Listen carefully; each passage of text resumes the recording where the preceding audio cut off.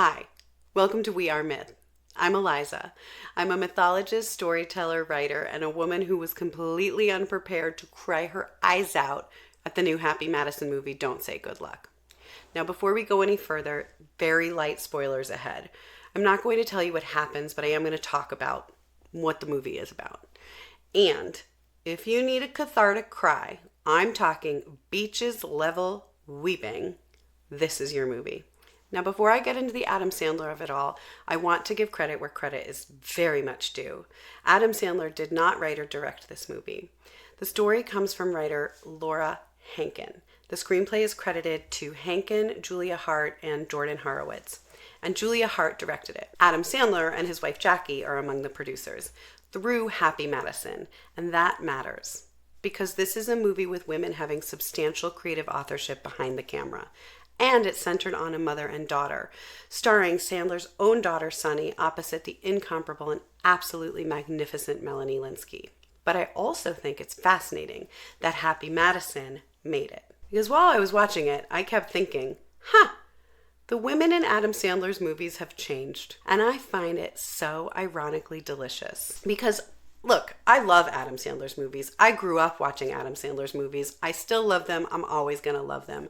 They made me laugh my ass off. But let's get real. The women in those early movies existed pretty much only to be hot. Hot, skinny, tits and ass, two-dimensional dream girls. And here's where it gets complicated. I loved those movies. I loved Billy Madison. I loved Happy Gilmore. I loved all the movies from that era where the ultimate proof that the guy won at life was that he had the beautiful woman who wanted him. But I was also a girl watching them. And whether I knew it or not, I was getting programmed on the other side of that equation. If the hero's reward is the beautiful woman, then what does that story teach the young girl in the audience about what she's supposed to be, what her value is? Be beautiful, be desirable, be the woman he chooses, and ideally be very thin while you're doing it with a great bouncy rack. The man's story was about who he would become. The woman's story was so often about whether the man wanted her. And look, a movie doesn't exactly sit you down and say, Eliza, here's what your body should look like, and here's how you should determine your worth and value based on that. It's much subtler than that. What happens is we watch hundreds of stories, and the same woman keeps appearing, and eventually she starts to feel less like a character and more like reality. Which is why I found this movie, Don't Say Good Luck, so interesting, because look at the women in this movie. Melanie Lynskey plays the mother. She's beautiful, complicated, funny, exhausted, loving, human. She's not teeny tiny with a bouncy rack. She's human. And Sunny Sandler's character, she gets to be awkward, emotional, talented, confused, funny, and completely herself. There's also this relatively small moment that I absolutely loved. She's crushing on the hot, charming theater guy. She discovers he's been kissing another girl, and then he goes to kiss her. And she's like, wait, you were just kissing somebody else. Why would I kiss you? That's not cool. And she gets out of the car. She leaves him.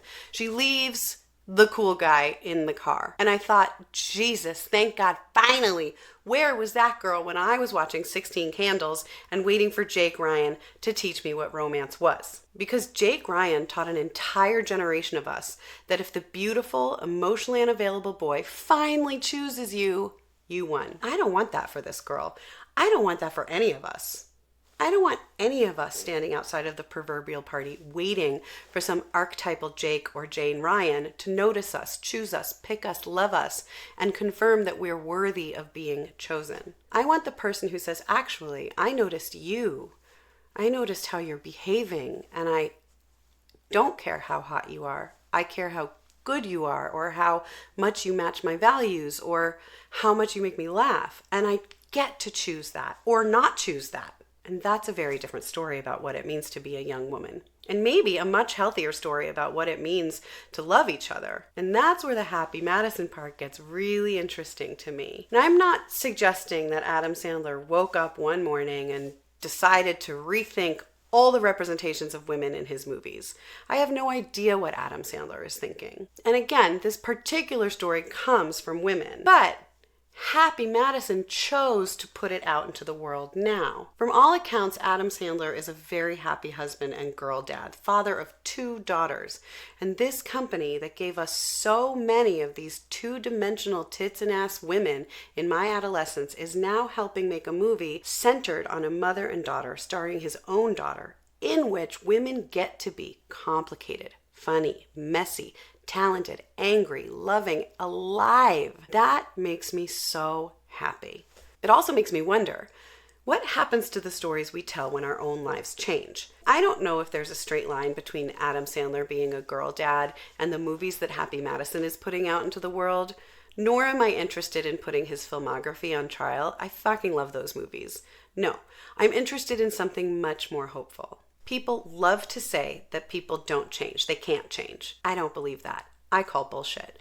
We change all the time. We grow up. We fall in love. We lose people. We fuck things up. We learn things. We encounter people who change our lives. We encounter people who change the way we see the world. And if we're lucky, the stories we tell change with us. Maybe our stories grow up. But that doesn't mean we have to disown everything that we loved before we knew what we know now. We can recognize what these stories gave us and what they got wrong. I can love 16 Candles and acknowledge it's a rapey movie. Maybe growing up isn't rejecting our old stories. Maybe it's learning to tell them differently. Because stories teach us things. Human beings have always used stories to learn how to be human.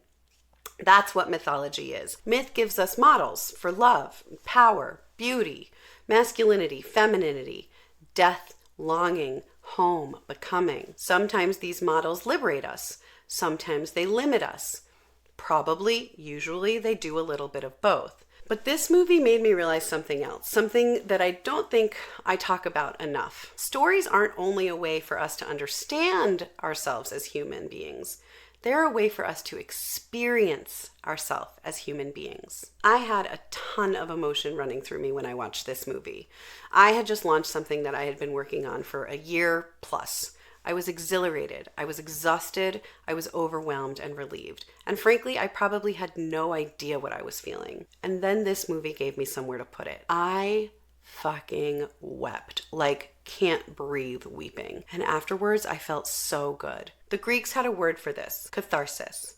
Aristotle writes about tragedy producing catharsis through pity and fear. And I think sometimes we reduce that to sad stories make us cry and crying makes me feel good. But I actually think something much more interesting happens. Stories give our feelings a shape. Sometimes, often, a lot of us, all of us, don't know how to grieve our own losses. Sometimes we don't even know exactly what we're grieving. A relationship, maybe a version of ourselves we've outgrown, a parent getting older, a dream changing, even something beautiful beginning means something else is ending, and that can be sad. That can have real grief with it. Because life is messy. Feelings overlap. There isn't always a clean beginning, middle, and end. In fact, there rarely is a clean beginning, middle, and end. And then somebody tells us a story, and suddenly grief has a face, longing has a song, fear has somewhere to go. The story holds these feelings for us.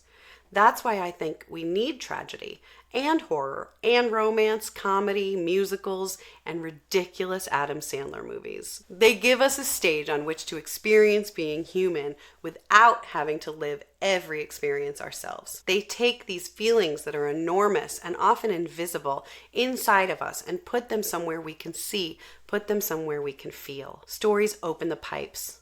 And Don't Say Good Luck did that for me beautifully. Because without telling you what happens, underneath everything else, this story is about a mother and daughter confronting one of the oldest truths there is. We cannot keep people we love forever. And if you know your mythology, you can probably hear a little Demeter and Persephone humming underneath that. Mother and daughter, love and separation, descent and return, the impossible desire to hold on, and the equally impossible requirement that life keep moving. Because one of the heartbreaking things about becoming ourselves is that we have to keep becoming while we're losing things we love. We have to somehow learn to hold both. I can love you and still go towards something else in my life. I can be devastated and still experience joy. I can be losing something and becoming something at exactly the same time. In fact, usually that's how it works. And maybe that's one of the things stories have been trying to tell us for these thousands and thousands of years. Not how to avoid loss, not how to avoid pain, not how to transcend being human, how to bear being human with each other, how to love while knowing we will lose, how to grieve without extinguishing the very thing inside us that wants to live, how to keep singing anyway. I think that's part of why we're here, to light ourselves up, to light each other up, and to love each other while we're going through it all, and to keep telling stories that help us feel the whole fucking thing. And that's what we want to do here at Sword Stables. We're looking at the stories we tell right now alongside the stories human beings have been telling for thousands and thousands of years, and we're asking, what might they have to tell us about being alive? Because whether it's an ancient myth or an Adam Sandler movie or anything in between, these stories help us experience it all together, and we are in it together. And together, we are myth.